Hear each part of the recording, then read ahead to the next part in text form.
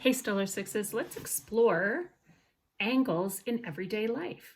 Okay, there's loads of them everywhere. So I want to show you a couple examples of some angles and talk about how we can measure them in real life. For example, I have my book stand right here, and I have my copy of The Wild Robot on my book stand. So let's say I want to say, what kind of angles are there on this book? Well, just looking at it, it's a rectangular shape. And I know that rectangles have 4 interior right angles. So I can use my protractor to verify or check that those are actually right angles. And you see here, if we line up the center mark of the protractor with the corner of the book, make sure that one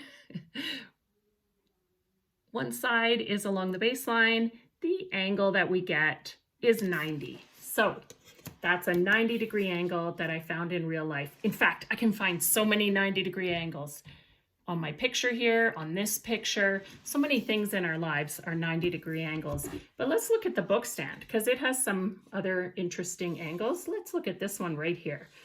It's pretty big, but it's not 90. I think this one would be 90, and I can verify that using my protractor there. I've got it lined up.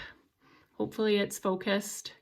Yeah, it's exactly 90 degrees, which is what I suspected. But what about this angle here? Because as you see, this arm is tilted inwards. It's skewed in. And if these guys extended a little bit further, they would in fact cross with this. So it's going to be some kind of a different angle. If it was a 90, these two lines would be parallel and this guy would extend on and never meet this guy. But because they're going to meet, I know they're not parallel and the angle can't be 90.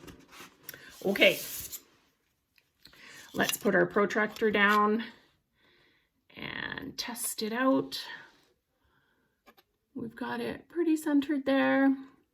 And it looks like we've got about an 80-degree angle, slightly less than 90. So this is an example of something in my world that has a less than 90-degree angle. Looking at my clock right now, if I take my protractor, lay it up there, I've got pretty much almost a straight angle of almost exactly 180 degrees. If I look a little bit closer at it, I'm gonna see that it's about 175 degrees because it didn't quite make it to be a straight angle. So one of your challenges this week is going to be to find some angles in your house. And I'm actually seeing one in the background on the mural that my daughter painted on the office wall here. I could pop over there with my protractor and figure out what that angle is too. So enjoy that this week. Have fun finding angles in your world. Estimate what they might be and then check with your protractor to see if you were right.